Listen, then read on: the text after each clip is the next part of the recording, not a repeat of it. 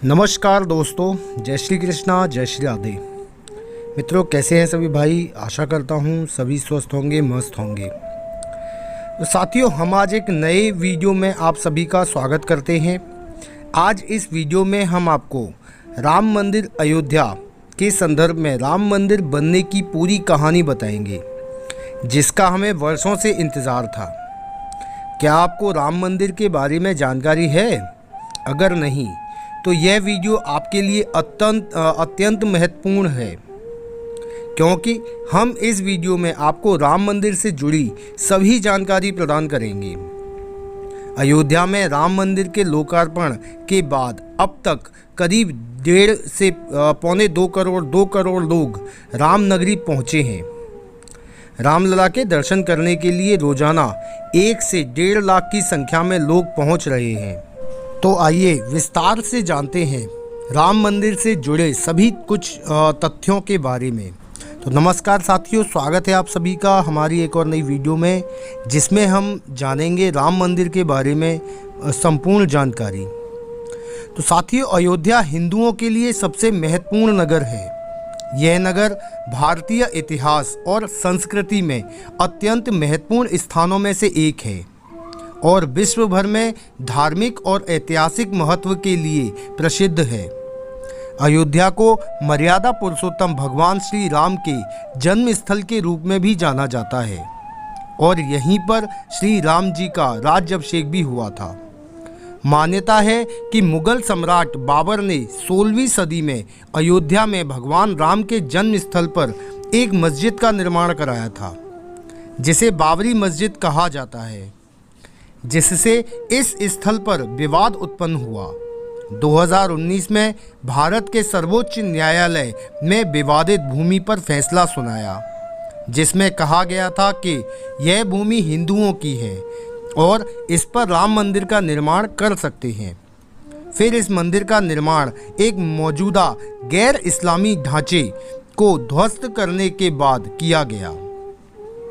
वर्तमान में इसकी देखरेख श्री राम जन्मभूमि तीर्थ क्षेत्र ट्रस्ट द्वारा की जा रही है। राम मंदिर उत्तर प्रदेश के अयोध्या नगर में स्थित है, जो भगवान राम जी के जन्म स्थल पर बना है। वर्तमान में यह मंदिर निर्माणाधीन है। जनवरी 2024 में इसका गर्भगृह तथा प्रथम तल बनकर तैयार हो गया था और 22 जनवरी 2024 को इसमें श्री राम के बाल रूप में विग्रह का प्राण प्रतिष्ठा की गई। मंदिर ट्रस्ट के अनुसार अंतिम ब्लूप्रिंट में मंदिर के मैदान में सूर्य, गणेश, शिव, दुर्गा, विष्णु और ब्रह्मा को समर्पित मंदिर शामिल हैं। मंदिर के गर्भगृह में रामलला की 2 मूर्तियां हैं।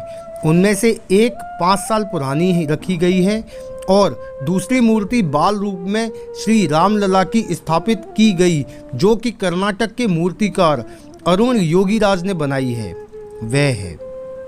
रामलला की पोशाक दर्जी भागवत प्रसाद और शंकर लाल जी ने सिली थी, जो राम की मूर्ति की 4थी पीढ़ी के दर्जी थे। मंदिर के प्रमुख त्योहार रामनवमी, दशहरा, दीपावली और होली है। श्री राम मंदिर के पास में ही हनुमानगढ़ी मंदिर है। कहा जाता है कि रामलला के दर्शन से पहले आपको अयोध्या के कोतवाल हनुमानगढ़ी हनुमान जी के दर्शन करने के बाद आप रामलला सरकार के दर्शन करें।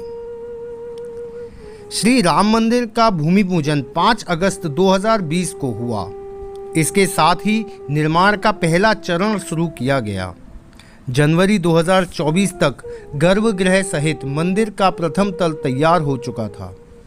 इसमें श्री राम के मूर्ति की प्राण प्रतिष्ठा 22 जनवरी 2024 को दोपहर 12:29 पर 90 मिनट के शुभ मुहूर्त काल के दौरान की गई, जिसमें भारत के प्रधानमंत्री नरेंद्र मोदी मुख्य अतिथि रहे। इसके पूर्व 15 जनवरी मकर संक्रांति से ही विभिन्न कार्यक्रम शुरू हो गए थे। प्राण प्रतिष्ठा के लिए उत्तर प्रदेश सरकार ने 100 करोड़ रुपए निर्धारित किए हैं। लार्सन एंड ट्रूबो ने मंदिर के डिज़ाइन और निर्माण की निःशुल्क देखरेख करने की पेशकश की और वह इस परियोजना के ठेकेदार हैं। राम मंदिर का मूल डिज़ाइन 1988 में अहमदाबाद के सोमपुरा परिवार द्वारा तैयार किया गया था। मंदिर कुछ इस तरह से बना है कि एक केंद्रीय मंदिर जिसके चारों ओर 6 और मंदिर हैं जो एक मंदिर परिसर के रूप में जुड़े हुए, जो कि पारंपरिक नागर शैली की वास्तुकला गुर्जर और चालुक्य शैली में डिज़ाइन किया गया है, जो एक प्रकार की हिंदू मंदिर वास्तुकला है। राम जन्मभूमि ट्रस्ट के अनुसार राम मंदिर का निर्माण 3 मंजिला हो रहा है। इसकी पूर्व पश्चिम 380 फीट, चौड़ाई 250 फीट और ऊंचाई 161 फीट है। मंदिर की प्रत्येक फ्लोर 20 फुट ऊंचा है। इसमें 392 स्तंभ और 44 दरवाजे हैं। मुख्य गर्भगृह में श्री रामलला की मूर्ति है और पहली मंजिल पर श्री राम दरबार है। और मंदिर में 5 मंडप होंगे: नृत्य मंडप, रंग मंडप, सभा मंडप, प्रार्थना मंडप और कीर्तन मंडप। खंभों व दीवारों में देवी देवता तथा देवांगनाओं की मूर्ति उकेरी जाएंगी। मंदिर में प्रवेश पूर्व दिशा से 32 सीढ़ियां चढ़कर सिंह द्वार से होगा। मंदिर के चारों ओर आयताकार परकोटा रहेगा। चारों दिशाओं में इसकी कुल लंबाई 732 मीटर तथा चौड़ाई 14 फीट होगी। मंदिर बनाने में लोहे का प्रयोग बिल्कुल भी नहीं किया गया है। 25,000 क्षमता वाले एक दर्शनार्थी सुविधा केंद्र का निर्माण किया गया है, जहां दर्शनार्थियों का सामान रखने के लिए लॉकर व चिकित्सा की सुविधा उपलब्ध कराई गई है। श्री राम जन्मभूमि तीर्थ क्षेत्र ट्रस्ट द्वारा जानकारी दी गई है कि अब राम मंदिर परिसर 107 एकड़ की जगह में बनाया जा रहा है। अयोध्या में पहले ये जगह सिर्फ 70 एकड़ की थी, लेकिन अब अतिरिक्त जमीन खरीदी गई है। अब बात करते हैं मित्रों मंदिर के इतिहास और इसके विवाद के बारे में। तो प्राचीन भारतीय महाकाव्य रामायण के अनुसार राम का जन्म अयोध्या में हुआ था। 16वीं शताब्दी में बाबर ने पूरे उत्तर भारत में मंदिरों पर आक्रमण किया। बाबर ने पूरे उत्तर भारत में मंदिरों पर आक्रमण की अपनी श्रृंखला में मंदिर पर हमला किया और उसे नष्ट कर दिया। बाद में मुगलों ने एक मस्जिद बाबरी मस्जिद का निर्माण किया, जिसे राम की जन्मभूमि राम जन्मभूमि का स्थान माना जाता था। मस्जिद का सबसे पहला रिकॉर्ड 1767 में मिलता है, जो जेसुइट मिशनरी जोसेफ टिफेन थेलर द्वारा लिखित लैटिन पुस्तक डिस्क्रिप्टियो इंडिया में मिलता है। उसके अनुसार मस्जिद का निर्माण रामकोट मंदिर, जिसे अयोध्या में राम का किला माना जाता है, और बेदी, जहां राम का जन्म स्थान है, उसे नष्ट करके किया गया था। धार्मिक हिंसा की पहली घटना 1853 में दर्ज की गई थी। दिसंबर 1858 में ब्रिटिश प्रशासन ने विवादित स्थल पर हिंदुओं को पूजा आयोजित करने से प्रतिबंधित कर दिया। मस्जिद के बाहर अनुष्ठान आयोजित करने के लिए एक मंच बनाया गया था। 22-23 दिसंबर 1949 की रात को बाबरी मस्जिद के अंदर राम और सीता की मूर्तियां स्थापित की गईं और अगले दिन से भक्त इकट्ठा होने लगे। 1950 तक राज्य ने CRPC की धारा 145 के तहत मस्जिद पर नियंत्रण कर लिया और मुसलमानों को नहीं बल्कि हिंदुओं को उस स्थान पर पूजा करने की अनुमति दी। 1980 के दशक में हिंदू राष्ट्रवादी परिवार संघ परिवार से संबंधित विश्व हिंदू परिषद ने हिंदुओं के लिए इस स्थान को पुनः प्राप्त करने और इस स्थान पर बाल राम रामलला को समर्पित करने के लिए एक नया आंदोलन शुरू किया। विश्व हिंदू परिषद ने जय श्री राम लिखी ईंटें और धन इकट्ठा करना शुरू कर दिया।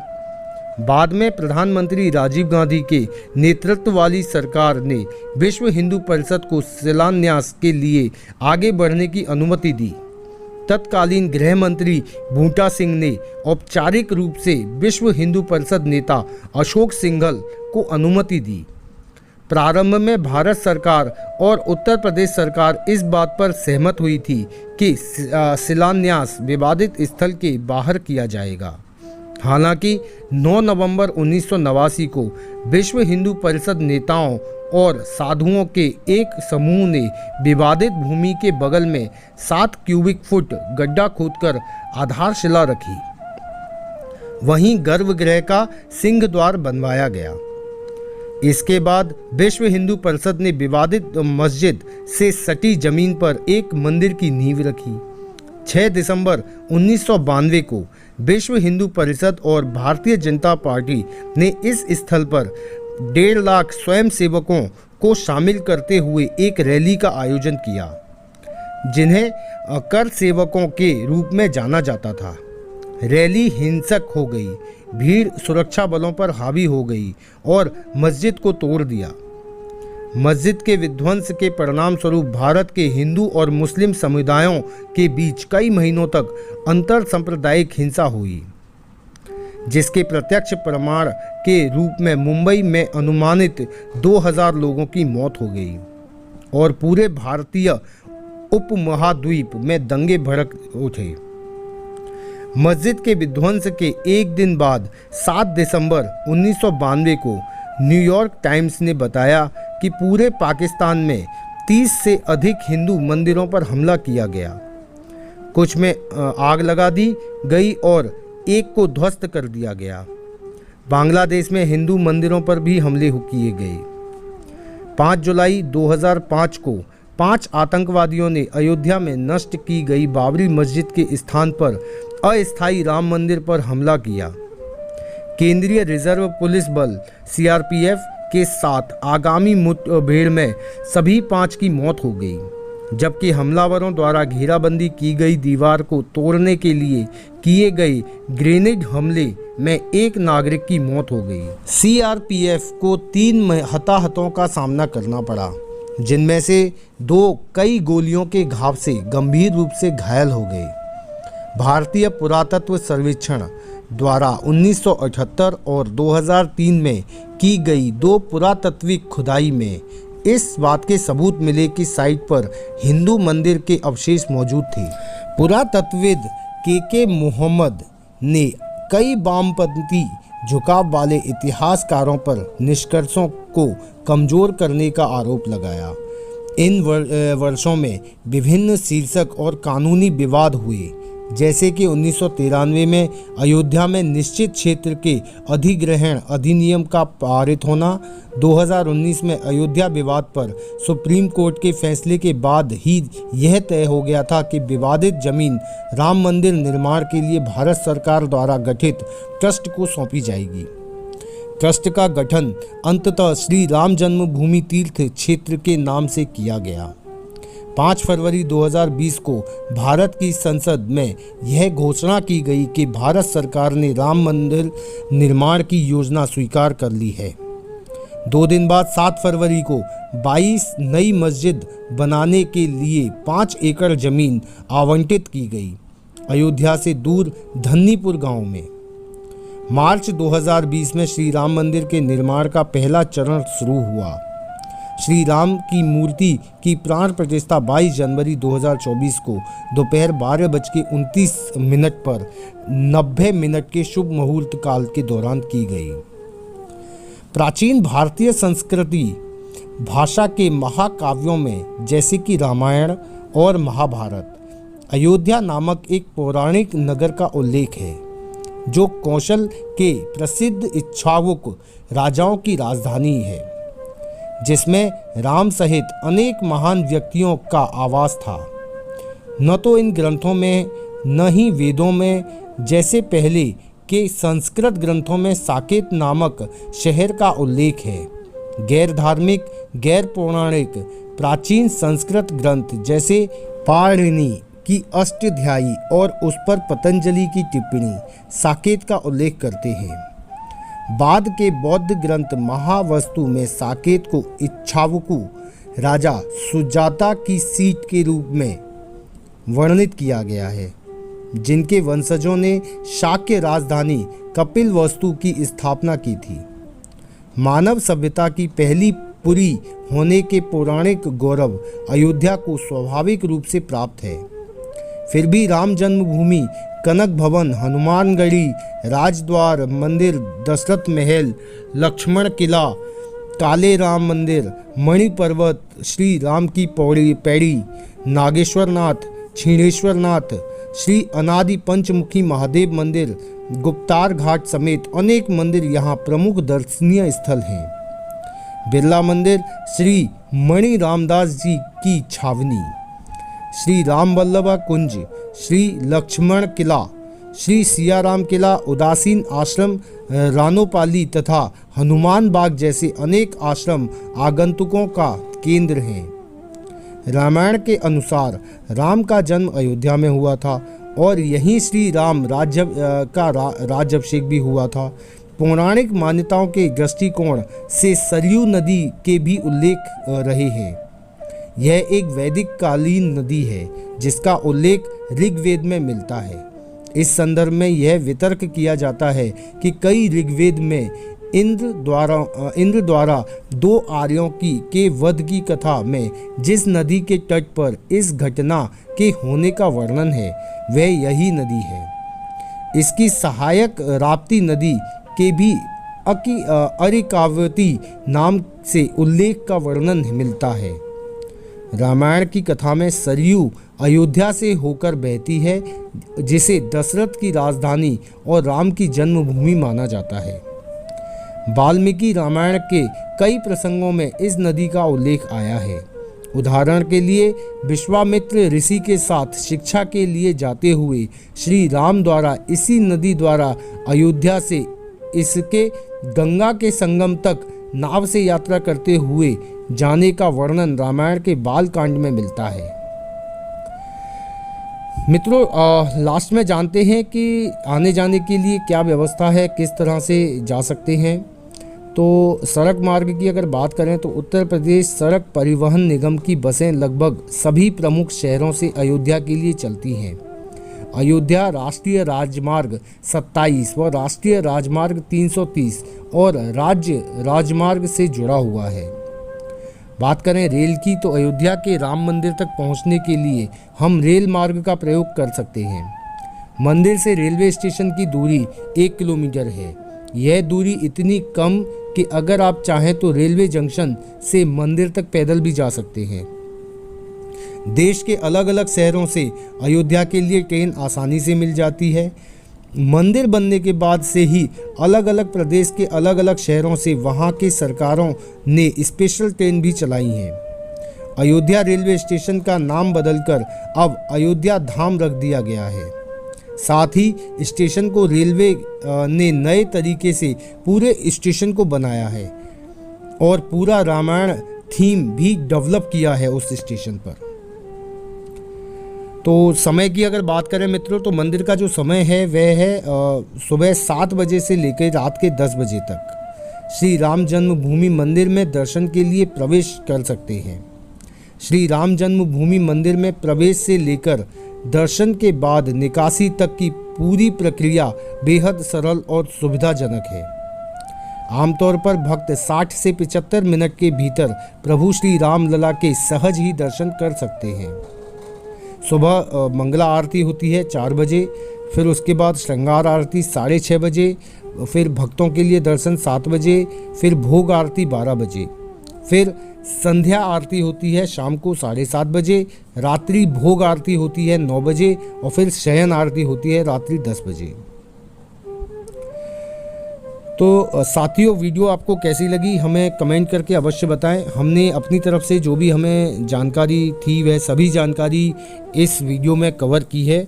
फिर भी अगर हमसे कुछ छूट गया हो तो आपसे गुजारिश है कि हमें बताएं, कमेंट करके हमें उस चीज़ की जानकारी दें जिससे हम अगली कोई भी वीडियो बनाएं तो उसमें उसको अपडेट करें। मित्रों, वीडियो को अधिक से अधिक शेयर अवश्य करें जिससे यह जानकारी और लोगों तक भी पहुंचे और हमारे इस चैनल ब्रज आस्था को सब्सक्राइब कर लें जिससे इसी तरह की धार्मिक वीडियोस आप तक पहुंचती रहें, आप उनका आनंद प्राप्त करते रहें। तो इस वीडियो में फ़िलहाल इतना ही मित्रों, फिर मिलेंगे अगली वीडियो में। वीडियो आपको कैसी लगी हमें आपके कमेंट का इंतज़ार रहेगा, कमेंट करके हमें अवश्य बताएं। तो फिर मिलेंगे अगली वीडियो में साथियों। जय श्री कृष्णा, जय श्री राधे, नमस्कार।